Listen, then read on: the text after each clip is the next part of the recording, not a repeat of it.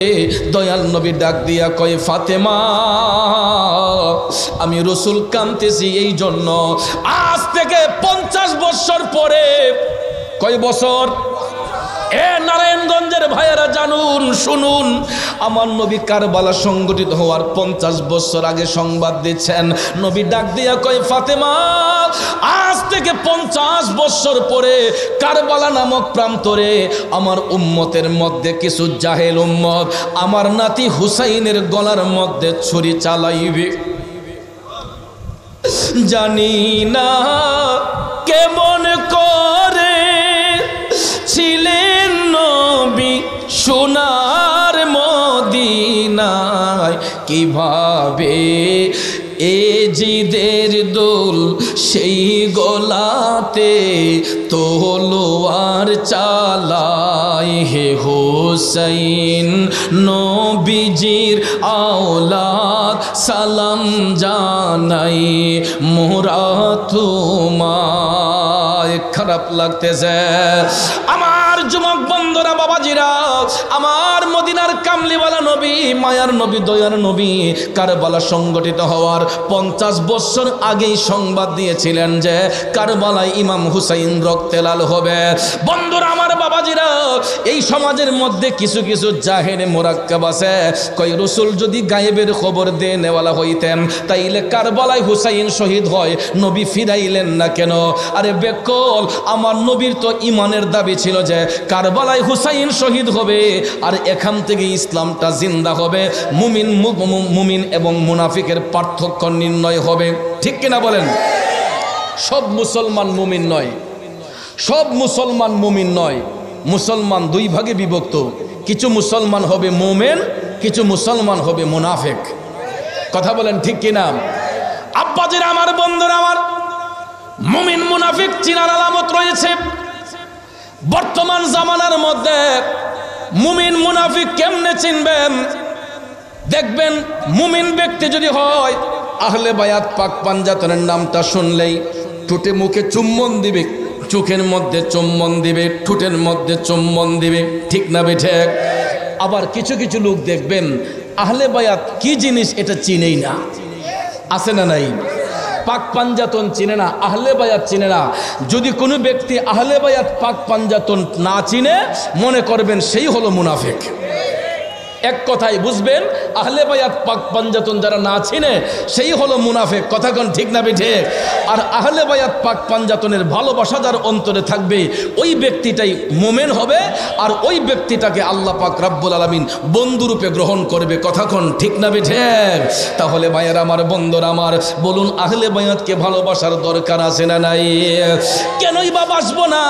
আহলে বায়াতের ভালোবাসা ছাড়া জান্নাতের যাওয়া সম্ভব হবে না। কথা কোন ঠিক না বেঠিক? কারণ এই জন্য পাকিস্তানের কবি বলেছেন, তাজ্জব কি জাহে কে ফিরদৌসে আলা, তাজ্জব কি জাহে কে ফিরদৌসে আলা, বানায়ে खुदा और बेसाए मोहम्मद सल्लल्लाहु अलैहि वसल्लम। जुरे जुरे कन्ना सुबहानाल्लाह। पाकिस्तानेर कवि बोलছেন কি आश्चर्य, पवित्र জান্নাতুল ফেরদাউস বানিয়েছেন আল্লাহ, কিন্তু ভাগ করে দিচ্ছেন হুজুর আকরাম নবী মুহাম্মদুর রাসূলুল্লাহ সাল্লাল্লাহু আলাইহি ওয়াসাল্লাম। ঠিক না বেঠিক? বাবাজিরা আমার, বন্ধুরা আমার, নবীর কাছে ভাগের দায়িত্ব দেওয়ার কারণে আমার মায়ার নবী, দয়ার নবী বলছেন, আমার আলী যতক্ষণ কাউকে অনুমতি না দিবে আল্লাহর কোনো বান্দা বান্দি ফুলসিরাতের পুল পার হতে পারবে। আপনারা বলুন, ফুলসিরাতের পুল পার না হইয়া হাসরের ময়দানে কোনো ব্যক্তি কি জান্নাতে যেতে পারবে? আরেকটু আওয়াজ করে বলুন, পারবে? তাহলে জান্নাতে যেতে হলে ফুলসিরাতের পুল আপনাকে আমাকে পার হতেই হবে। কথা বলেন ঠিক কিনা?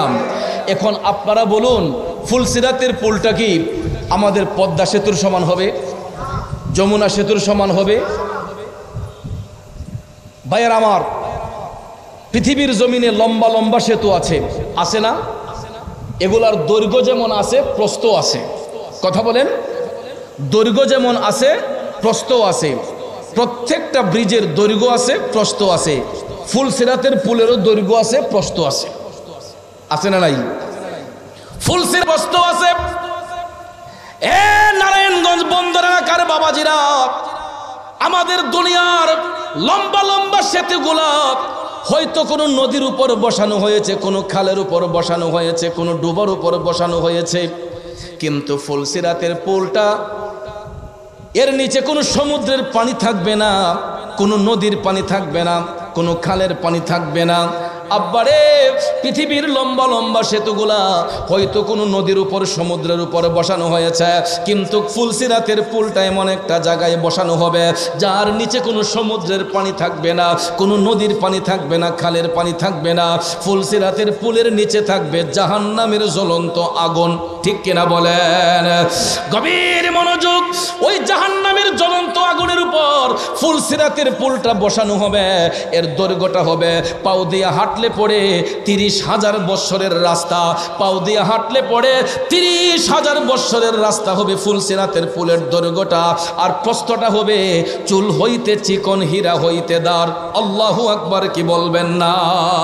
এই জন্য কবি লিখেছেন, চুল হইতে চিকন করস, হীরা হইতে ধার। চুল হইতে চিকন করস, হীরা হইতে ধার। ফুলসিরাতটা কেমনে হব পার, মৌলা আমি গুনাহগার।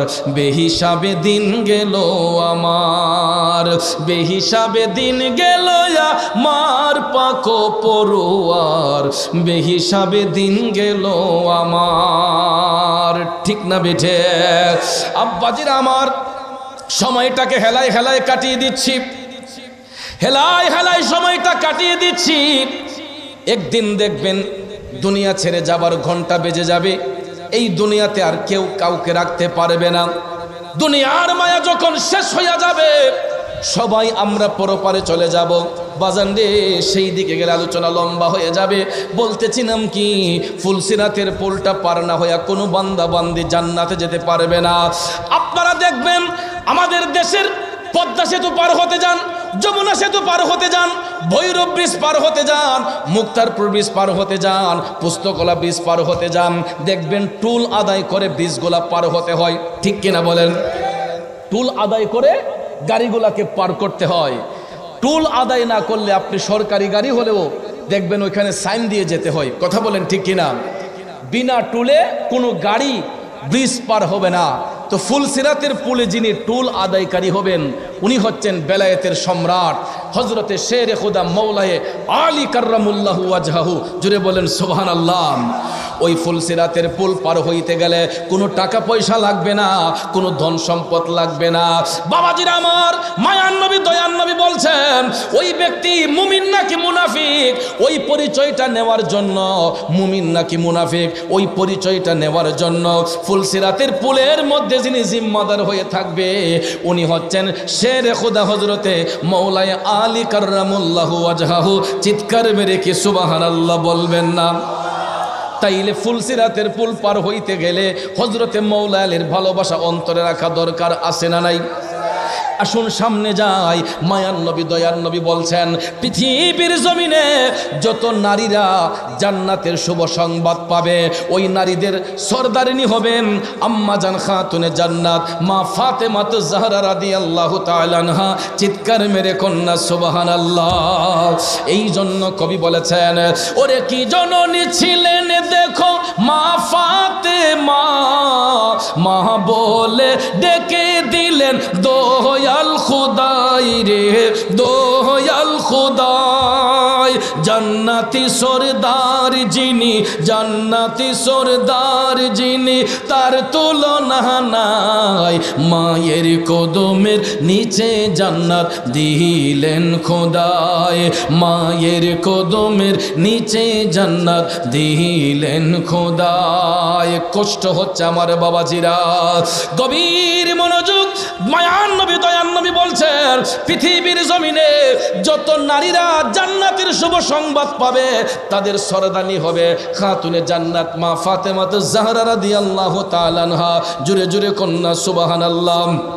তারপরে আসুন সামনে যাই, আমার মায়ার নবী দয়ার নবী বলছেন আমার নাতি হাসান হুসাইন যারা জান্নাতি যুবকের সরদার, পৃথিবীর জমিনে যত পুরুষ লোক জান্নাতের শুভ সংবাদ পাবে তাদের সরদার হবেন হযরতে ইমাম হাসান এবং হুসাইন রাদিয়াল্লাহু তাআলা আনহুমা। আওয়াজ করে বলুন ঠিক না বেঠিক? আপনারা দেখবেন জুমার দিনে যখন সানি খুতবা দেওয়া হয়, প্রত্যেক খতিব সাহেবগণ এই হাদিস শরীফ বাধ্যতামূলক পাঠ করেন, আল হাসান ওয়াল হুসাইন সাইয়্যিদা শাবাবি আহলিল জান্নাহ। কথা কোন ঠিক না ঠিক? আল হাসান ওয়াল হুসাইন সাইয়্যিদা শাবাবি আহলিল জান্নাহ। রাসূল বলেছেন আমার নাতি হাসান হুসাইন হবে জান্নাতি যুবকের সর্দার। জোরে কি সুবহানাল্লাহ বলবেন না? এই জন্য ভাইয়ের আমার দেখবেন অনেক পাড়া মহল্লার মধ্যে যুবক ছেলেগুলা একটু ক্রিটিসাইজ করে বলে বা একটু মজা করে বলে যে বৃদ্ধ লোক বেহেশতে যাবে না, বলে কি বলে না? এটা বললে অনেক সময় মুরব্বীরা একটু কষ্ট পায়। আসলে ভাইয়ার আমার যুবকরা তো না বুঝে বলে ফেলে। অ্যাকচুয়ালি যদি নবীর হাদিস সত্য হয় তাহলে বৃদ্ধ লোক বেহেশতে যাবে না। রাগ করছেন আপনারা? অনেক মুরব্বী বাবা যারা বলতে পারেন, সিলেট থেকে চৌধুরী সাহেব আসলো, মুরব্বীদের সঙ্গে বেয়াদবি করে গেল, মুরব্বীদের বদনাম করলো। বাবা রাগ করবেন না, যদি নবীর হাদিস সত্য হয় বৃদ্ধ লোক বেহেশতে যাবে না। কারণ বয়সের কোনো ফ্যাক্টর নয়, বয়স আপনার 80 হোক 100 হোক 150 হোক। আমার মদিনার কামলিওয়ালা নবী বলেছেন, আমার মদিনার কামলিওয়ালা নবী বলেছেন ওই লোকটা যদি মুত্তাকি হয়, ওই লোকটা যদি পরহেজগার হয়, আমার নাতি হাসান হুসাইনের সঙ্গে জোয়ান হইয়া বেহেশতের মধ্যে বসবাস করবে। আরো জোরে কন্যা সুবহানাল্লাহ। বয়সের কোনো ফ্যাক্টর নয়, বয়স 80 হোক 100 হোক 150 হোক অসুবিধা নাই। যদি ওই ব্যক্তি মুত্তাকি হয়, মুমিন হয়, রাসূল বলেন আমার নাতি হাসান হুসাইনের মতো যুবক হইয়া বেহেশতের মধ্যে প্রবেশ করবে। আর একটা জান্নাতি পুরুষের জন্য 70 জন বেহেশতের হুরগেলমা তাদের সেবার মধ্যে নিয়োজিত থাকবে। তাহলে ভাইয়ার আমার আপনারা বলুন, আহলে বায়াতকে ভালোবাসলে লাভ হয় না লস হয়? আরো জোরে কোন লাভ হয় না লস হয়? তা আজকে যেই যুবক সমাজ তারা আহলে বায়াতের স্মরণে আজকের এই আজিমুসান সুন্নি মহাসম্মেলন তারা দিয়েছেন, তাহলে আহলে বায়াতের প্রেম যদি তাদের অন্তরে থাকে এদের কোনো ক্ষতি হবে? যার সিনার মধ্যে আহলে বায়াতের প্রেম থাকবে, যার সিনার মধ্যে ইশকে মুস্তাফার প্রেম থাকবে, ওই ব্যক্তি কোনোদিন অনাহারে মরবে না, ওই ব্যক্তি কোনোদিন কষ্ট করে মরবে না। তার অবশ্যই অবশ্যই ঈমানের সহিত তার মরণ হবে। কথা কোন ঠিক না বেঠিক? এই জন্য ভাইয়ার আমার আশেক কয় প্রেমিক কয় ঈমানের পথে অবিচল থেকে আমার মরণ যেন হয়। ঈমানের পথে অবিচল থেকে আমার মরণ যেন হয়। ঈমানের পক্ষে জীবন দিতে চাই কে চাই না? কারা কারা চাই দুইটা হাত তুলে দেখাই। নারায়ে তাকবীর, নারায়ে রিসালাত, নারায়ে রিসালাত। আহলে সুন্নাত ওয়াল জামাত, ইমামে রব্বানি দরবার শরীফ, ইমামে রব্বানি দরবার শরীফ। ভাইয়ের আমার, বন্ধুরা আমার, আওলাদের রাসূলকে ভালোবেসে, আহলে বায়াতের ভালোবাসা অন্তরে রেখে, নবীর আওলাদকে ভালোবেসে আল্লাহর ওলি হয়েছিলেন বাগদাদের জমিনে হযরতে জুনাইদ বুগদাদি রহমাতুল্লাহ আলাইহি। আওয়াজ করে বলুন ঠিক না বেঠিক? এই জন্য সে কয় নবীর আওলাদ যখন দেখে মনে বড় আশা রাখে, আওলাদের রাসূল যখন দেখি মনে বড় আশা রাখি, চরণ দুটি ধৌত করি দিয়ে চোখের জল। আমরা নবীজির পাগল, আমরা মদিনার পাগল, আমরা নবীজির পাগল, আমরা মদিনার পাগল। মদিনারি দুলবালি মোর, মদিনারি দুলবালি মোর নয়নের কাজল। আমরা নবীজির পাগল, আমরা মদিনার পাগল। বলুন কাহার পাগল? আমরা নবীজির পাগল। সবাই নবীজির পাগল, সবাই মদিনার পাগল। শুনিলে মদিনার কথা ভুলতে পারি সকল ব্যথা, ঠিক কিনা? শুনিলে মদিনার কথা ভুলতে পারি সকল ব্যথা, ঠিক না বেঠে?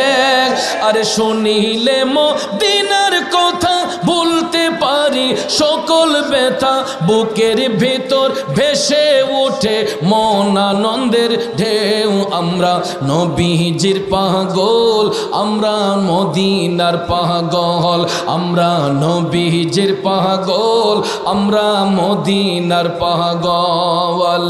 মদিনারি দুলবালে মোর নয়নের কাজল, আমরা নবীজির পাগল, আমরা মদিনার পাগল। নবীর আওলাদ যখন দেখে, আওলাদে রাসূল যখন দেখে, মনে বড় আশা রাখে। আওলাদে রাসূল যখন দেখে, মনে বড় আশা রাখে। চরণ দুটি ধৌত করি দিয়ে চোখের জল, আমরা নবীজির পাগল, আমরা মদিনার পাগল। একটা জবান বন্ধ রাখবেন না, আওয়াজ করে বলুন ঠিক না বেঠে? যুবক বন্ধুরা, আমার বাবাজিরা, জুনাইদ বাগদাদী রহমাতুল্লাহ আলাইহির জীবনী পড়ে দেখলাম উনি এত বড় কোনো পাণ্ডিত্যের অধিকারী ছিলেন না, কিন্তু ভাইয়ের আমার প্রত্যেকটা মানুষের এক একটা গুণ থাকে। জুনাইদ বাগদাদীর মধ্যে একটা ভালো গুণ ছিল, তিনি নবীর আওলাদকে ভালোবাসতেন আমার নবীর দিদার অর্জনের জন্য, আমার নবীর দিদার পাবার জন্য। বাগদাদের মধ্যে জুনাইদ বাগদাদী আওলাদে রাসূলকে ভালোবাসতেন। যুবক বন্ধুরা, আমার বাবাজিরা, জুনাইদ বাগদাদী একজন বড় কুস্তিওয়ালা বীর ছিলেন। আগেকার জামানায় রাজা বাদশার দরবারে পুরস্কারের বিনিময়ে কুস্তি খেলা হইতো, যেটাকে অনেকের ভাষায় বলে বলি খেলা, কুস্তি খেলা। জুনাইদ বাগদাদী এত বড় পালোয়ান ছিলেন, কোন বীর বাহাদুর তার চোখের সামনে এসে দাঁড়ালে পরাজয় বরণ করে যেত, কারণ উনি এত শক্তিশালী পালোয়ান ছিলেন। কেউ সাহস করে জুনাইদ বাগদাদীর সঙ্গে কুস্তি লড়ত না। আল্লাহু আকবার বলেন। বাবাজিরা আমার, বাদশার অধীনে জুনাইদ বাগদাদী অনেক বড় কুস্তিওয়ালা বীর পালোয়ান। হঠাৎ একদিন বাগদাদের বাদশা এলান করে দিল, আগামীকাল রাজমহলে কুস্তি খেলা হবে, চতুর্দিকে সংবাদ ছড়িয়ে দাও, যদি আমার বাহাদুর, আমার জুনাইদ বাহাদুরের সঙ্গে যদি কেউ কুস্তির মধ্যে জয়ী হতে পারে, তাকে 10,000 দিরহাম পুরস্কার প্রদান করা হবে। কয় হাজার? 10,000 দিরহাম পুরস্কার প্রদান করা হবে। এই সংবাদ যখন চতুর্দিকে ছড়ে গেল, হঠাৎ করে দেখা যায় বাগদাদের অলিতে গলিতে সংবাদ যখন ছড়ে গেল, হঠাৎ সময় দেখা যায় একজন আওলাদে রাসূল, যিনি 3 দিনের ক্ষুধার্ত ছিলেন, 3 দিন যাবত আওলাদে রাসূলের ঘরের মধ্যে কোনো খাবার নাই।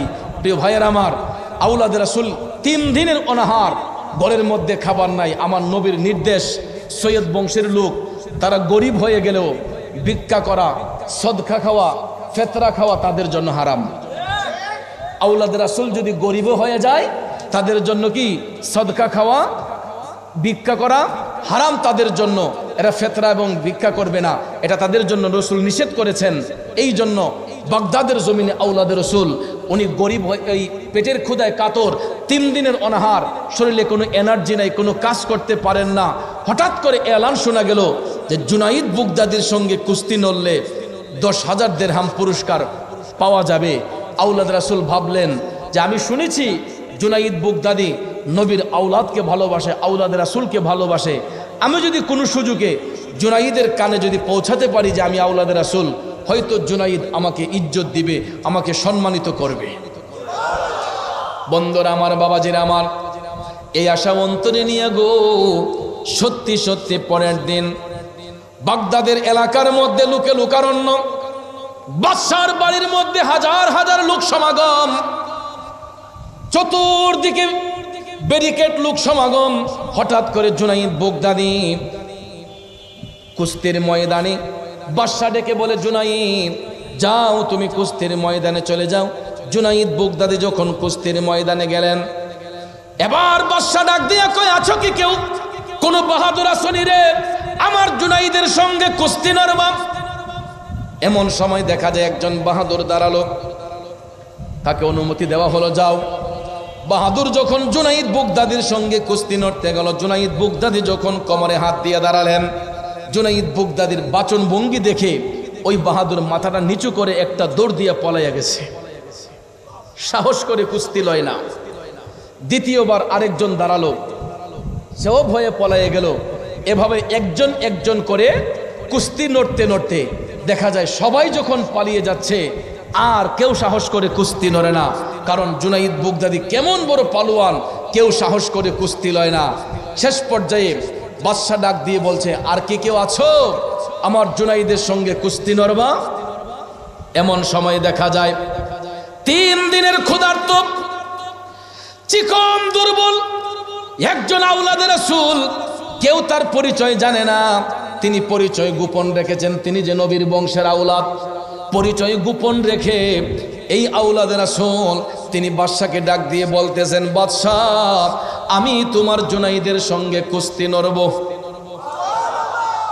বাদশাহ ধমক মারছে, জান মিয়া আপনি খায়া বুঝি কোনো কাম পান না, এত বড় বড় পালোয়ান আমার জুনাইদকে দেখে হার মানছে, আর আপনার মতো একটা চিকন দুর্বল লোক আসছেন আমার জুনাইদের সঙ্গে কুস্তি নড়বেন? জি অবশ্যই। আমাদের আজকের মেহমানে আলা প্রধান বক্তা আমাদের মাঝে চলে আসতেছেন, আল্লাহু আকবার, ইয়া রাসূলুল্লাহ। আমরা খুশি না বেজার? সকলে বলি মারহাবা। মিক্সচার নাই, ইকো নাই, এই জন্য একটু কষ্ট হচ্ছে। সবাই একটু দুরূদ শরীফ পড়েন, আল্লাহুম্মা সাল্লি দেহনা মুহাম্মাদ নবী শাফি মাও। খুব সংক্ষেপ আলোচনাটা শেষ করে দিচ্ছি। জুনাইদ বাগদাদি তখনও জানতেন না তিনি আওলাদে রাসূল। ভাইয়েরা আমার, সবাই যখন ধমকাতে লাগলো, আওলাদে রাসূল ডাক দিয়ে বলে, আমি অবশ্যই জুনাইদের সঙ্গে কুস্তি নয়া জয়ী হব।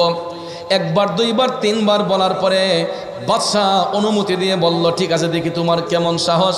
চিকন দুর্বল আওলাদে রাসূল হাইটা হাইটা যখন জুনাইদ বাগদাদির কাছে গেলেন, জুনাইদ বাগদাদি তখনও জানতেন না তিনি আওলাদে রাসূল। হঠাৎ করে আওলাদে রাসূল জুনাইদ বাগদাদির কাছে যাইয়া বলতেছেন, জুনাইদ, ও জুনাইদ, আমি তোমার সঙ্গে কুস্তি নড়তে আসি নাই।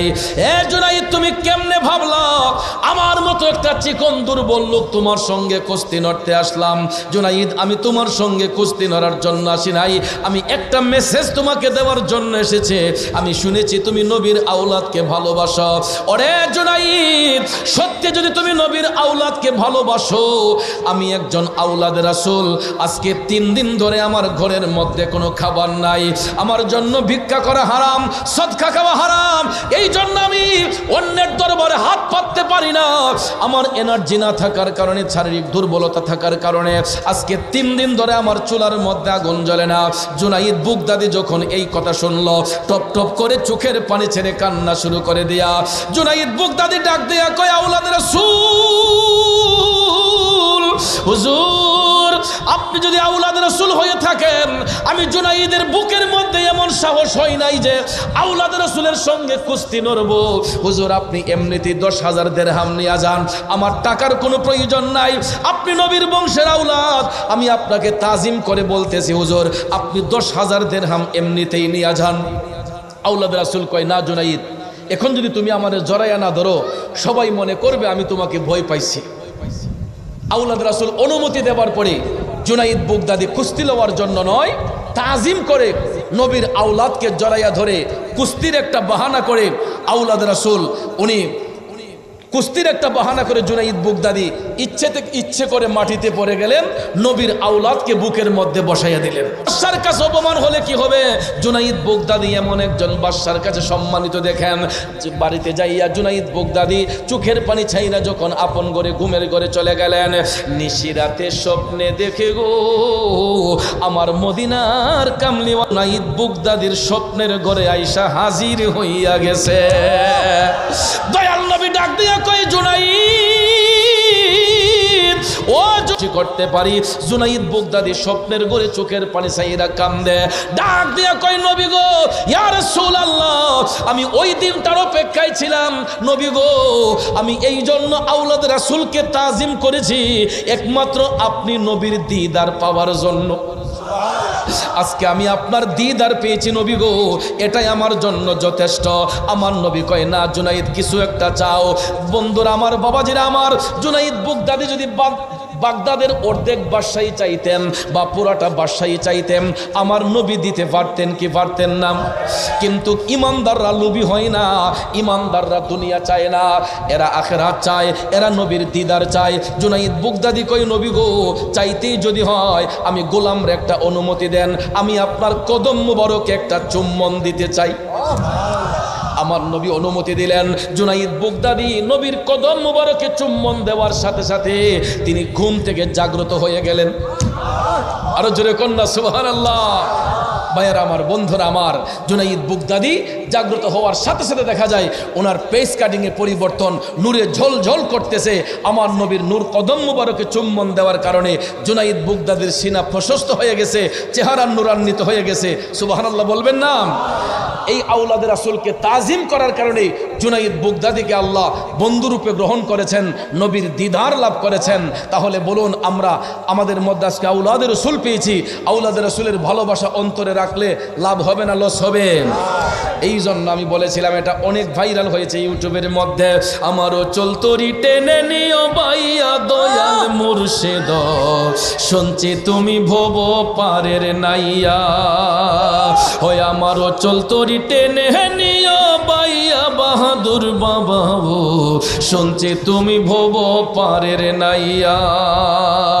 ও মুর্শিদ ভরব ধরে কারাগারে, আশা ভরসা দিয়া মোড়ে এ সংসারে দিয়া চপাঠাইয়া। ভবসাগর তুফান ভারী, কখন জানি ডুইবা মরি, তুমি রঙ্গ দেখো আড়ালে থাকিয়া বাহাদুর বাবা, শুনছি তুমি ভব পারের নাইয়া। আমার অচল তরি টেনে নিও বাইয়া দয়াল মুর্শিদ, শুনছি তুমি ভব পারের নাইয়া। ও মুর্শিদ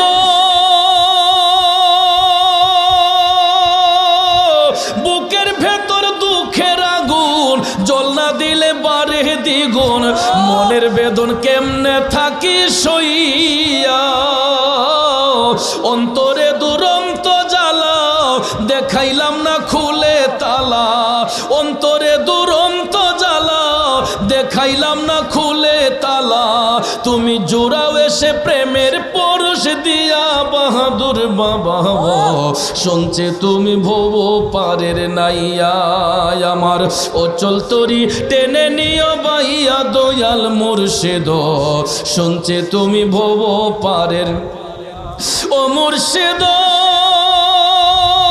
তুমি আমার হৃদয় রতন, সময়ে করলাম না যতন, এ মিনতি রাখি গো জাহানাইয়া। আরে শেখ ভানু কাম দিয়া বলে আমারও প্রাণ যাবার কালে, শেখ ভানু কাম দিয়া বলি আমারও প্রাণ যাবার কালে। আমার প্রাণ যেন যায় তোমার নাম লইয়া দয়াল মুর্শিদ, শুনছে তুমি ভব পারের নাইয়া। আমার অচল তরি টেনে নিও বাইয়া দয়াল মুর্শিদ, শুনছে তুমি ভব পারের নাইয়া। ও মুর্শিদ তুমি আমার হৃদয় রতন, সময়ে করলাম করিলাম না যতন এ মিনতি রাখি গো জানাইয়া অধম কাঙ্গালে বলে আমারও প্রাণ যাবার কালে আমার প্রাণ যেন যায় আবেদ সানাম লইয়া দয়াল মুর্শিদ শুনছি তুমি ভব পারে আমার চল তরি টেনে নিও বাহিয়া দয়াল মুর্শিদ শুনছি তুমি ভব পারের নাইয়া শুনছি তুমি ভব পারের নাইয়া আমার ও চল তরি টেনে নিও বাহিয়া দয়াল মুর্শিদ শুনছি তুমি ভব পারের নাইয়া হই আমি এই ভিক্ষা চাই গো মুর্শিদ আমি এই ভিক্ষা চাই তোমার প্রেমাগুনে আমায় পুইরা করো ছাই ছাই করিয়া প্রেম সাগরে দিবাইনে ভাষাই বাহাদুর শাহ দিবাইনে ভাষাই ওরে প্রেম সাগরে ডুবলে পরে দয়াল প্রেম সাগরে ডুবলে পরে যাতে জাত মিশাই গো মুর্শিদ এই ভিক্ষা চাই তোমার প্রেমাগুনে আমায় পুইরা করো ছাই তুমি পরশ আমি লোহা দেখিবারে পাই বাহাদুর শাহ দেখিবারে পাই আরে পরশের কিরণে লোহা দয়াল পরশের কিরণে লোহা স্বর্ণ দেও বানাই গো মুর্শিদ এই ভিক্ষা চাই তোমার প্রেমাগুনে আমায় পুইরা করো ছাই অন্ধকার ঘরে বসি রজনী পোহাই আবেদ শাহ রজনী পোহাই তোমার হাতে মেস কাটি মুর্শিদ তোমার হাতে মেস কাটি বাতি দেও জ্বালাই গো মুর্শিদ এই ভিক্ষা চাই তোমার প্রেমাগুনে আমায় পুইরা করো ছাই তুমি বিনে এই মোরাদের কোনো গতি নাই বাহাদুর শাহ কোনো গতি নাই তুমি বিনে এই অধমের কোনো গতি নাই দয়াল কোনো গতি নাই মৌত নিধানের কালে দয়াল মৌত নিধানের কালে চরণ যেন পাই গো দয়াল এই ভিক্ষা চাই তোমার প্রেমাগুনে আমায় পুইরা করো ছাই আমি এই ভিক্ষা চাই তোমার প্রেমাগুনে আমায় পুইরা করো ছাই সবাই বলি মারহাবা হুজুর মঞ্চে উপস্থিত আর বসে কষ্ট দেব না আমার ভাইরা আবদার করেছিল তবে হুজুরকে আমি মন থেকে বলবো হুজুর জি वो जाने वाले हाजी जब जाओ तुम मदीना दरबार मुस्तफा में मेरा सलाम कहना दरबार मुस्तफा में मेरा सलाम कहना हो सामने तुम्हारी महबूब जलवागर हो